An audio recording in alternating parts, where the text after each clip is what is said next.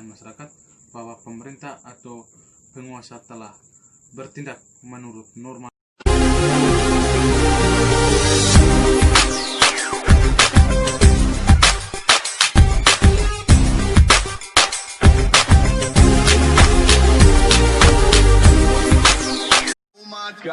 Oh my God, if I die, I'm a legend. When they lay me down to rest, I know I was always repping. Oh my God, my whole life.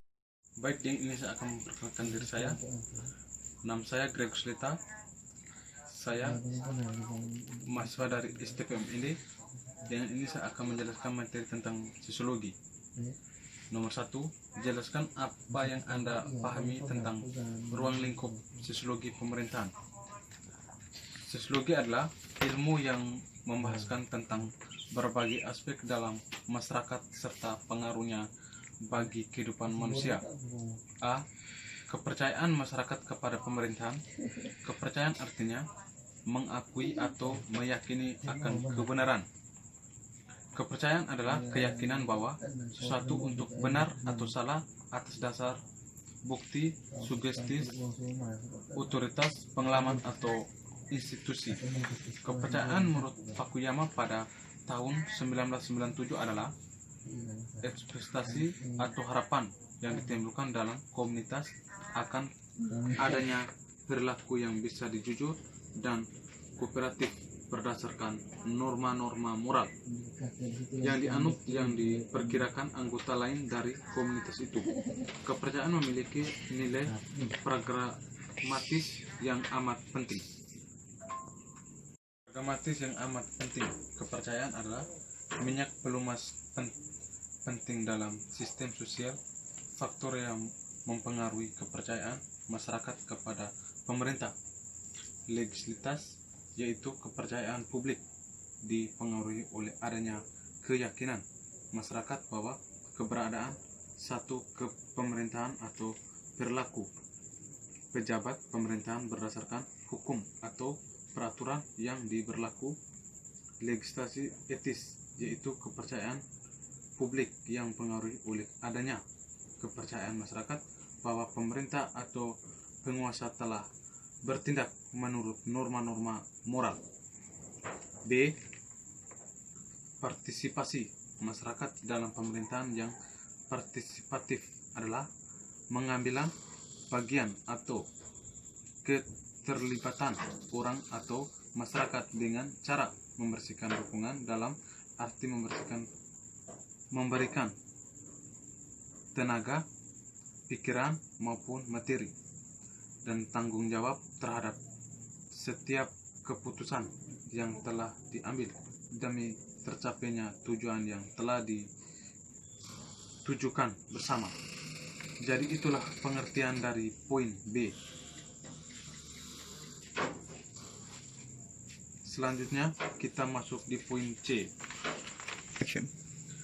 Jadi berdasarkan masyarakat dalam proses pembangunan, di mana masyarakat berinisiatif untuk memulai proses kegiatan sosial untuk memperbaiki situasi dan kondisi diri sendiri. Namun perbedaannya masyarakat hanya bisa terjadi apabila masyarakat itu sendiri ikut pula berpartisipasi. Oke, jadi pengertian berpartisipasi di sini adalah orang atau individu yang mengambil peran atau kegiatan yang akan ia lakukan atau kejadian. Lalu di poin D, pemerintahan yang bertanggung jawab. Jika dilihat dari pernyataannya, pemerintahan yang bertanggung jawab itu bisa diartikan sebagai pemerintahan yang melakukan tugas atau perannya secara baik, tepat, dan merakyat. Berdasarkan pemerintahan secara umumnya, pemerintahan yang bertanggung jawab adalah kewajiban penataan hukum dari negara atau pemerintahan, atau juga pejabat pemerintahan atau pejabat lainnya. yang menjalankan fungsi-fungsi pemerintah sebagai akibat adanya suatu keberatan gugatan yang diajukan oleh masyarakat. Lalu poin yang selanjutnya, pelayanan pemerintah. Dalam hal ini kita bisa simpulkan bahwa yang namanya pelayanan adalah bentuk melayani dari apa yang telah menjadi tanggung jawab atau kewajiban yang sebagai orang atau badan yang melayani. Dalam pengertian secara umumnya, pelayanan pemerintah adalah pelayanan terhadap publik sebagai segala bentuk pelayanan, baik dalam bentuk barang publik maupun jasa publik, yang pada prinsipnya menjadi tanggung jawab dan laksanakan oleh institusi pemerintahan di pusat, di daerah, dan di BUMD atau badan usaha milik daerah dalam rangka upaya penemuan. F. Kekuasaan legitimasi dan wewenang pemerintahan. Oke, poin pertama yang akan dibahaskan adalah kekuasaan legitimasi. Jadi legislatif masih adalah kualitas hukum yang berbasis pada penerimaan keputusan dalam peradilan. Dapat pula diartikan seberapa jauh masyarakat maupun menerima dan mengakui kewenangan, keputusan, atau kebijakan yang ambil oleh seorang pemimpin. Lalu yang berikutnya adalah kewenangan pemerintahan. Kewenangan pemerintahan adalah suatu kewenangan yang dikhawatirkan oleh hukum positif dan mengatur dan mempertahankannya. Jadi tanpa kewenangan tidak dapat dilakukan suara keputusan yuridis yang benar. Masuk poin G. Kepemimpinan pemerintahan adalah strategi pemimpin dalam pelancaran pekerjaannya mencapai tujuan melakukan hubungan sesuai dengan keadilan ilmu komunikasi, yaitu apa yang diinginkan oleh pemerintah sebagai jalan memberikan pesan, sama dengan apa yang penerima bawaan dan masyarakat. Poin H. Kebijakan publik. Kebijakan publik dapat diartikan sebagai segala sesuatu yang nyata oleh pemerintah untuk dikerjakan atau tidak dikerjakan. Nomor 2, 5 dimensi komunikasi pemerintahan. Jadi yang pertama itu adalah komunikator. Komunikator mampu menyampaikan pesan informasi. Komunikator tidak efektif dalam menyampaikan pesan. Kebenaran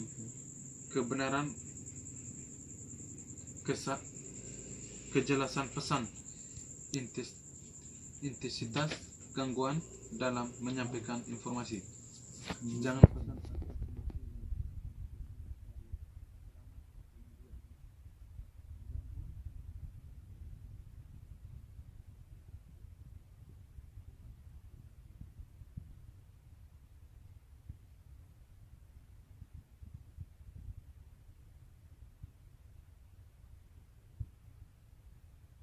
relevasi informasi dengan permasalahannya salurannya. Gunakan cara atau media komunikasi. Intensitas gangguan sarana atau media komunikasi.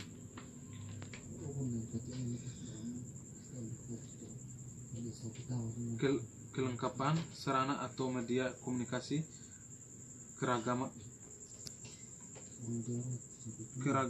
komunikan atau kemampuan menerima pesan dari komunikator, kemampuan materi sarana atau prasarana penyampaian pesan, efek komunikasi atau tingkatan pemerintahan, kementerian atau perhatikan atas informasi yang disampaikan komunikator, permohonan informasi yang diterima, kejadian menerima informasi. Nomor 3, pengertian dan contoh dari layanan publik dan layanan sipil. Layanan publik adalah segala bentuk jasa pelayanan, baik dalam bentuk barang publik maupun jasa publik, yang pada prinsipnya menjadi tanggung jawab dan dilaksanakan oleh instansi pemerintahan di pusat. Contohnya seperti pelayanan kesehatan. Lalu pelayanan sipil adalah istilah kolektif untuk sektor pemerintahan yang sebagian besar terdiri dari administrator,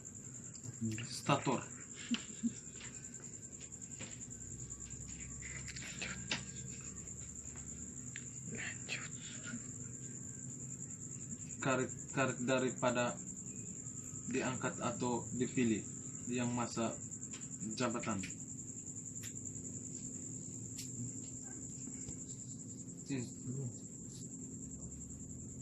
Action. Yang masa jabatan institusional biasanya bertahan dari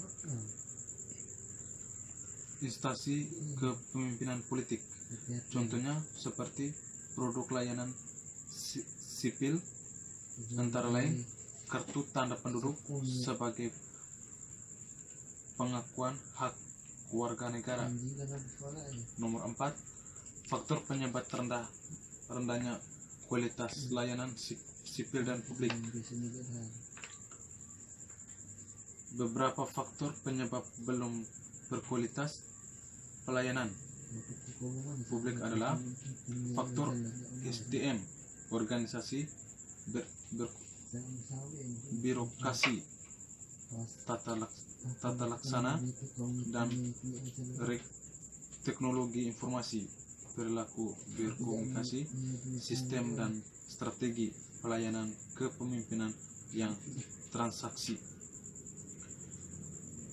Cara peningkatan kualitas pelayanan publik dan sipil yaitu dengan cara memperbaiki, merubah, atau dengan menghargai apa yang menjadi faktor penyebab rendah kualitas pelayanan publik dan sipil.